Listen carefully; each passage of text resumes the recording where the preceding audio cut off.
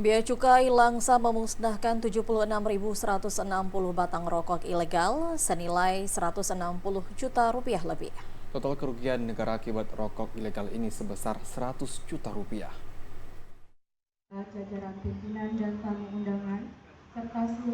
Sebanyak 76.160 batang rokok ilegal dimusnahkan oleh Bea Cukai Langsa.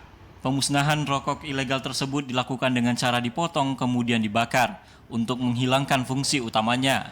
Kepala Kantor Bea Cukai Langsa, Sulaiman, menyebutkan sebanyak 76.160 batang rokok ilegal ini merupakan hasil operasi pasar dan patroli darat oleh Tim Penindakan dan Penyidikan Bea Cukai Langsa sepanjang bulan November 2022 hingga Februari 2023 dengan total kerugian negara sebesar 100 juta rupiah.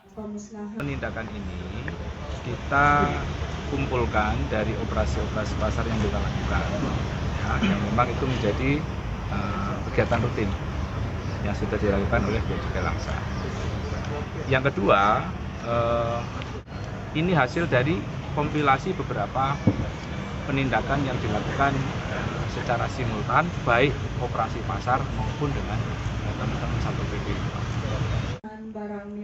Sulaiman menambahkan, Bea Cukai Langsa akan terus meningkatkan kegiatan pengawasan dan penyuluhan kepada masyarakat, serta meningkatkan kerjasama dengan instansi penegak hukum lainnya.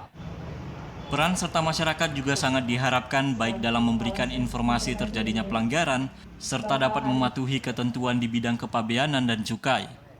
Dari Langsa, Mulyadi, TVRI Aceh melaporkan.